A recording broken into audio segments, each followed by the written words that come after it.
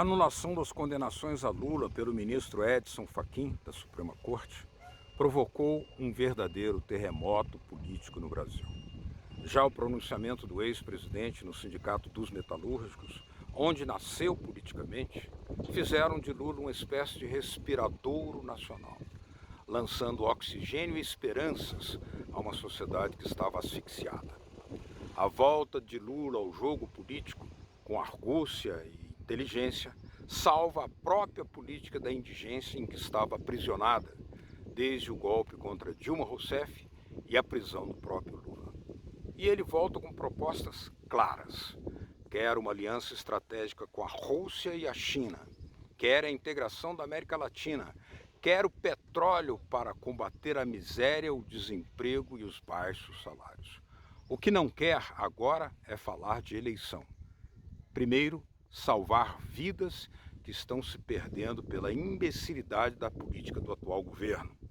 Quer vacinas urgentes e para todos. E já está em negociações com Vladimir Putin e Xi Jinping, que Bolsonaro desprezou. Sabe que falta ao campo progressista uma política de comunicação para falar diretamente com o povo. E sabe também que falta uma política para incluir militares num projeto nacional de desenvolvimento estratégico. O jogo mudou, a bola está rolando e Lula está na cancha. E Latitude Brasil está começando. Alô, amigos e amigas do programa Latitude Brasil por Telesur. Uma satisfação, uma alegria imensa estarmos novamente com todos vocês. Hoje compartilhando um momento muito especial da vida brasileira, porque uma entrevista do presidente Luiz Inácio Lula da Silva fez tremer todas as entranhas, todos os sentimentos, emoções dessa sociedade a partir de um fato há 2 dias, que foi a anulação pelo ministro Edson Fachin das condenações que haviam sido feitas contra ele injustamente na Justiça Federal de Curitiba pelo juiz Sérgio Moro. E para mostrar essa nova realidade, nós temos aqui uma pessoa que também foi presidente do Partido dos Trabalhadores, veio do movimento estudantil, lutou na guerrilha do Araguaia, lá na floresta da Amazônia, e foi também ministro da Defesa do governo Lula, que é o ex-deputado José Genuíno, a quem dou as boas-vindas aqui em Telesur. É uma grande alegria, grande satisfação, sobretudo no dia de hoje, de tê-lo aqui conosco, deputado. Muito obrigado. É um dia especial, meus companheiros e companheiras da Telesul. É um dia especial porque muita coisa está sendo revelada. Como diz, porque se condensam os fatos. E os fatos estão também condensados na figura dessa criança, que há mais de 40 anos emergiu na transição da ditadura para a democracia, governou o Brasil com inclusão social, com soberania e com democracia, foi golpeado, e essa interrupção democrática do golpe, da prisão, da interdição e da eleição manipulada produziu no Brasil uma monstruosidade, que é um governo negacionista, arbitrário, antinacional, um governo que não cuida da vida, não cuida da saúde, não cuida da soberania, e o país está mergulhado numa crise, numa catástrofe. E nessa catástrofe emerge a força simbólica e material de uma liderança forte, que é o companheiro Lula. E fez um pronunciamento de estadista na tarde de hoje no Sindicato Metalúrgico do ABC. Não é para discutir se é candidato em 2022, é para discutir o enfrentamento da crise em 2021. A crise que nós estamos vivendo é profunda e exige do PT e das esquerdas uma resposta à altura da dimensão do sofrimento, da morte, das angústias dos brasileiros, tanto em relação à pandemia como em relação à fome, o desemprego e a tragédia de ter um governo que é um obstáculo a qualquer solução democrática para enfrentar a crise. Portanto, nós estamos vivendo uma nova era, viu, companheiros e companheiras? Estamos entrando num novo período. Com muita cautela, pé no chão, vamos construir caminhos para tirar o país do fundo do poço. Pois bem, muitos interpretaram que a anulação da condenação a Lula na Justiça Federal em Curitiba é um terremoto político, um terremoto porque mexe com todo o cenário nacional. Mas eu gostaria que você nos explicasse, primeiramente, essa mudança que está sendo operada.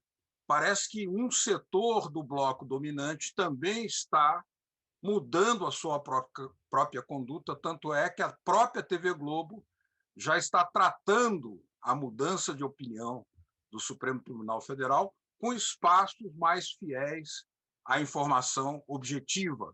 Como é que você explicaria isso, Genuíno? Os atores políticos mudam suas posições e suas atitudes a partir das contradições, da luta de classe, dos conflitos, das derrotas e dos fracassos. Portanto, isso não é uma conspiração.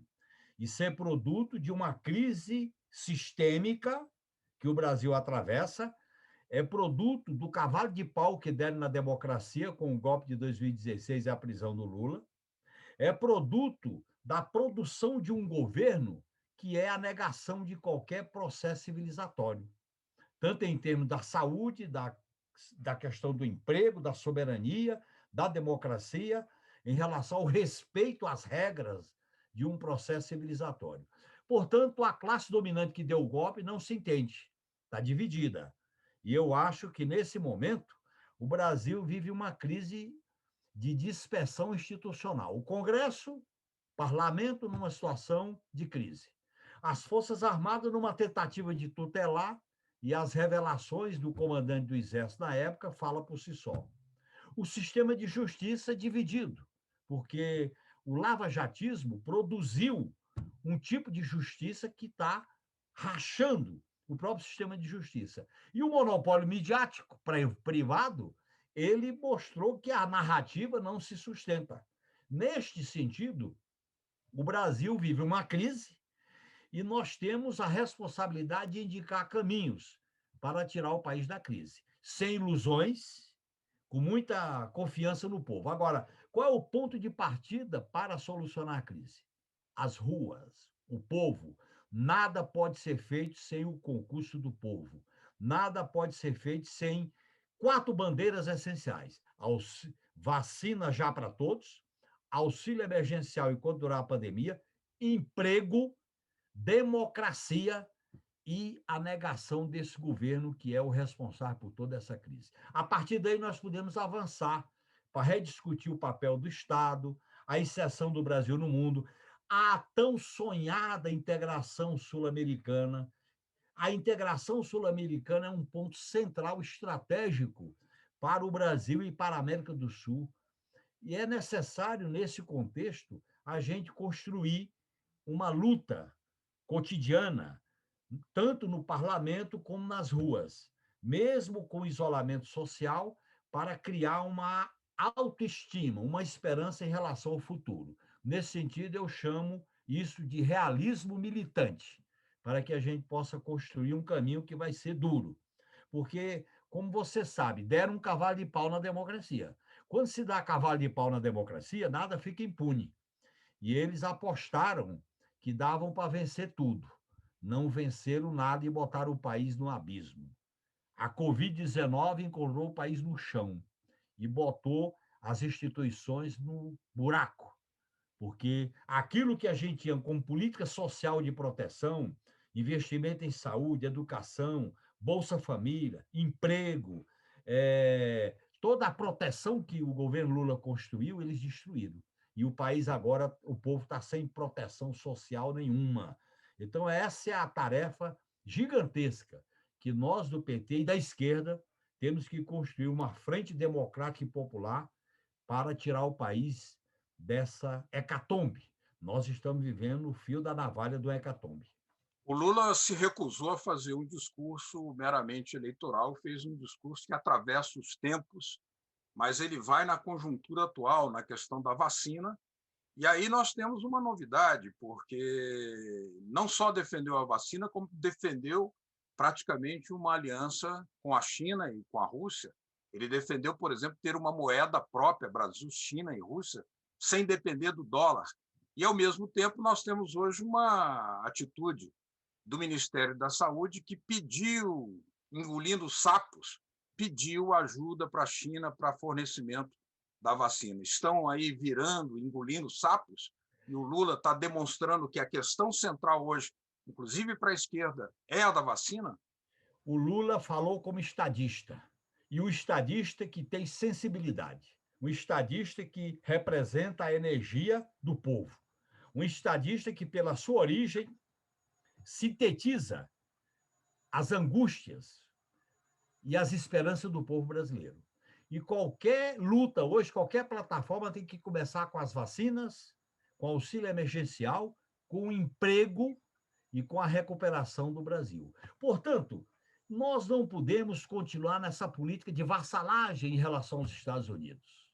Se o Brasil tivesse continuado a política Sul-Sul, se o Brasil tivesse continuado fortalecendo os BRICS, se o Brasil tivesse continuado com a integração sul-americana, nós estaríamos enfrentando essa pandemia em melhores condições. Portanto, a pandemia mata muita gente pela omissão, pelo fracasso, pela incompetência dos governantes que, primeiro, negaram a pandemia, segundo, não aceitaram o isolamento, terceiro, não se preveniram para a vacina, e quarto, fizeram de vassalagem e disputa ideológica, aceitando a hegemonia americana e criando embaraços com a China, com a Índia, com a Rússia.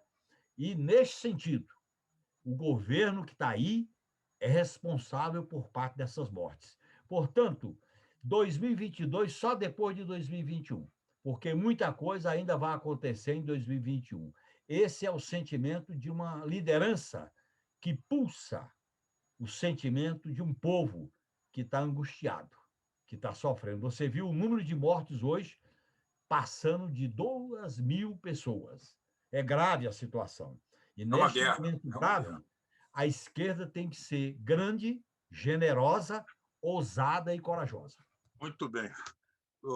Genuíno, nós vamos fazer aqui uma pequena pausa em Latitude Brasil e já já voltamos, tratando também da questão da Petrobras e dos desafios para a esquerda voltar a ter um contato mais direto com o povo brasileiro.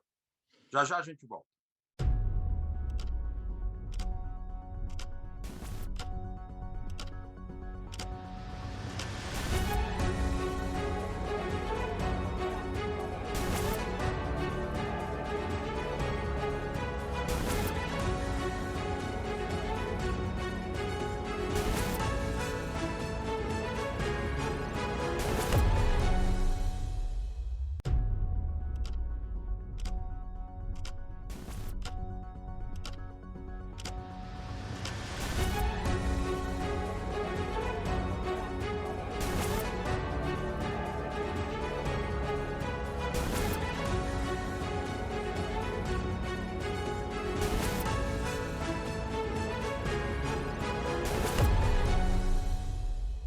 Latitude Brasil está de volta, agora entrevistando o ex-presidente do Partido dos Trabalhadores, José Genuíno, que está analisando o terremoto político causado pela anulação pelo juiz Edson Fachin das condenações que o Lula recebeu, injustas, pela Justiça Federal de Curitiba, sob o comando ilegal e faccioso do ex-juiz Sérgio Moro.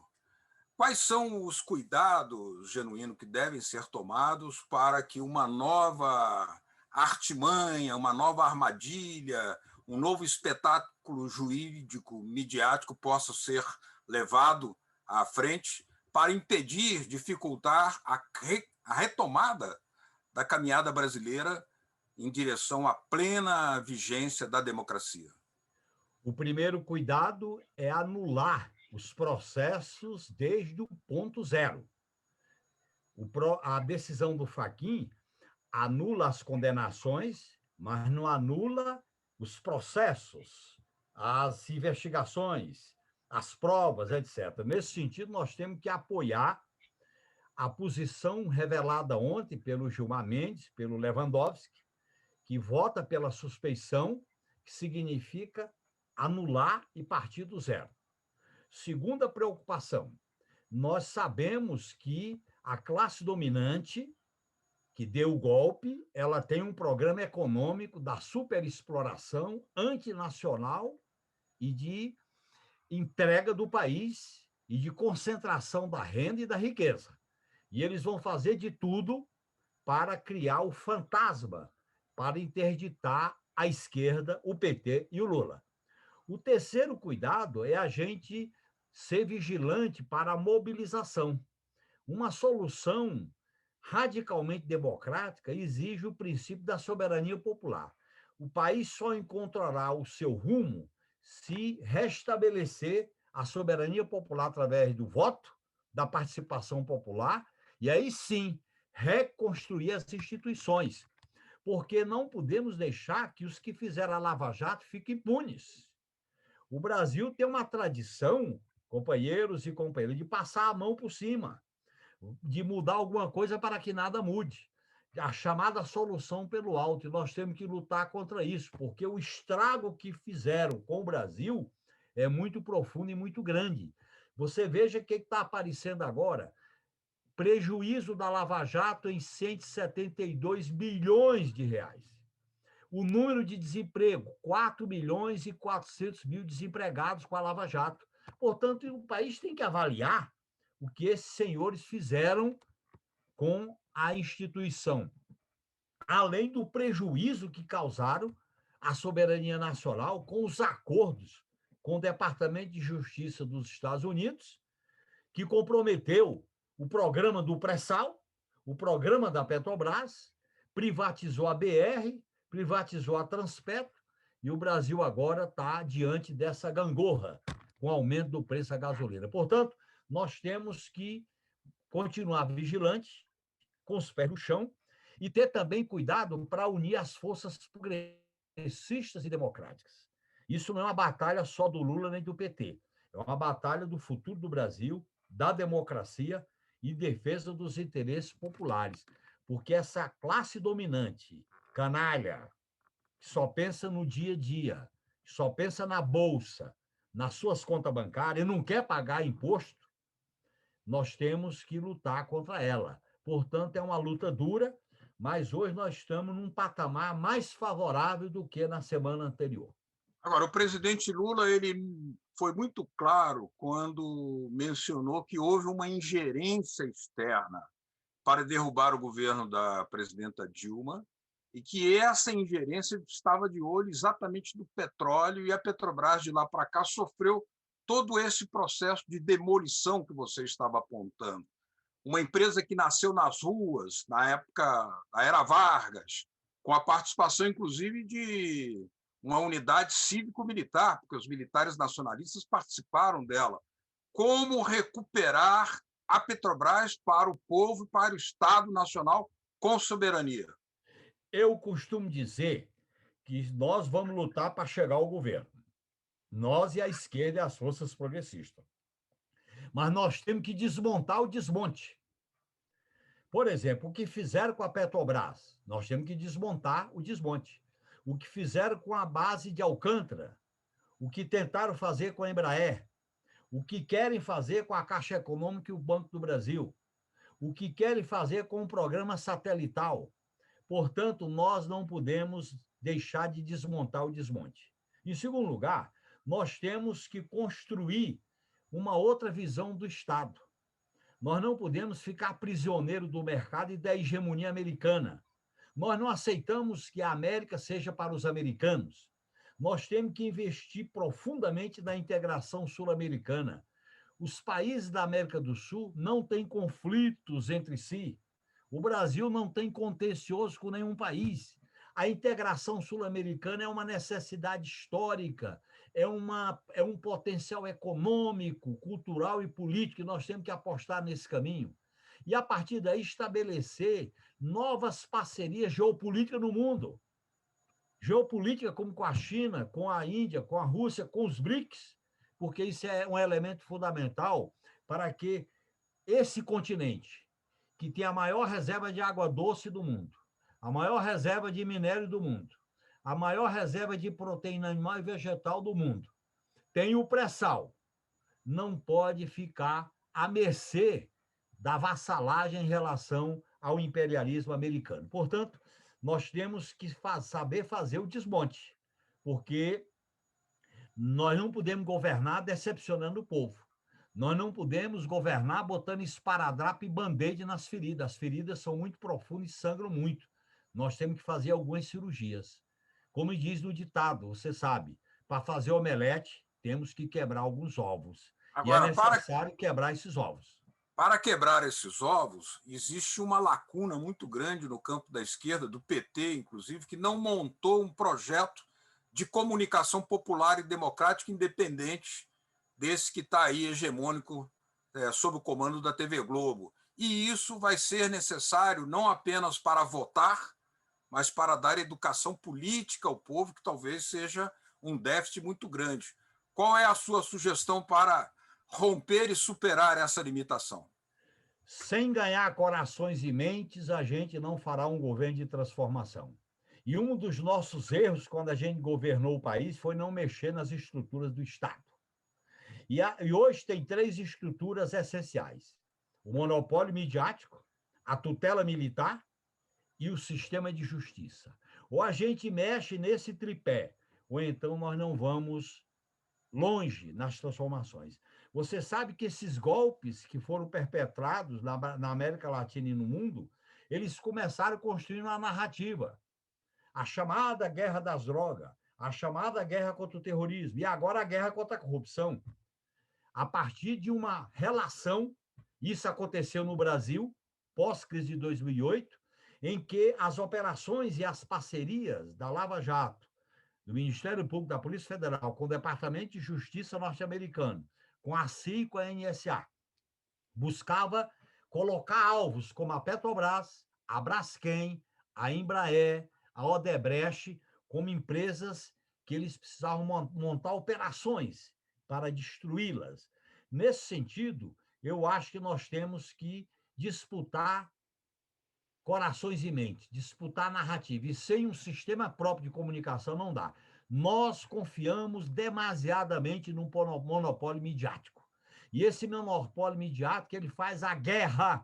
É o jornalismo de guerra, é o jornalismo de combate, é o jornalismo que diz o seguinte: nós não matamos vocês no pau de arara, mas nós vamos destruir a reputação. Eu vivi esse drama,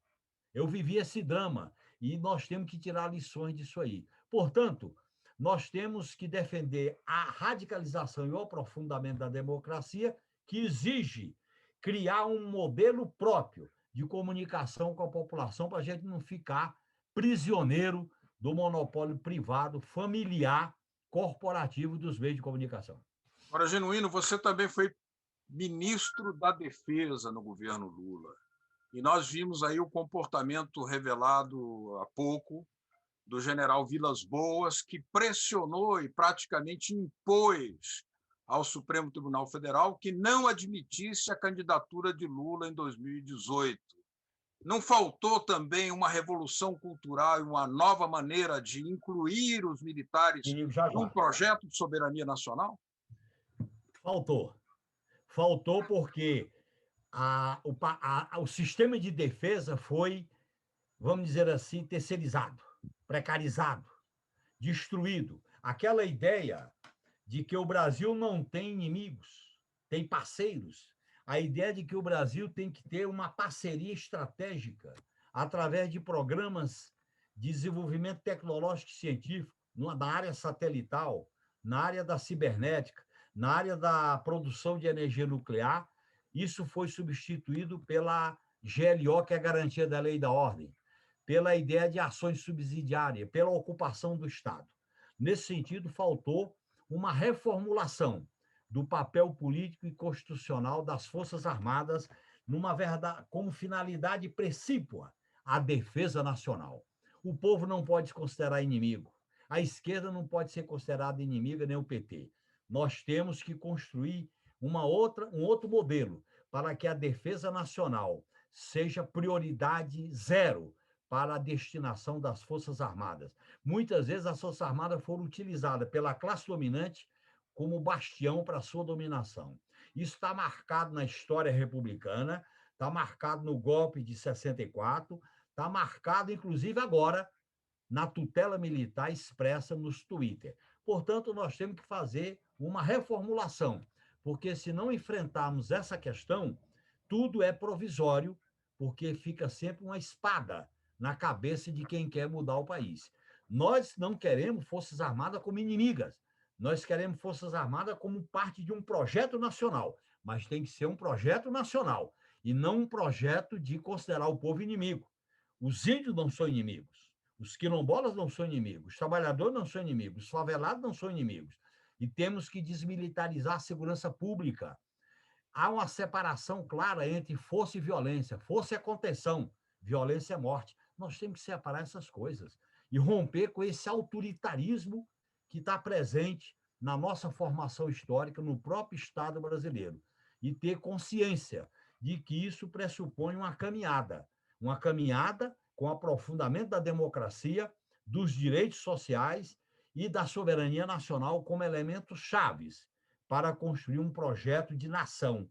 E esse projeto de nação está em risco, porque se essa política der continuidade à política do desastre, nós vamos virar uma plataforma produtora de produtos agropecuários e de minérios, perdendo a nossa vocação como um grande país, um grande parceiro das nações sul-americanas e com protagonismo mundial de não submissão. Nós queremos um mundo multipolar, um mundo plural, com autodeterminação dos povos, com democracia, sem dominação imperialista. E é isso que nós vamos lutar dentro de um projeto de país. E é esse projeto de país que, se esse governo continuar, está em risco, está em questão.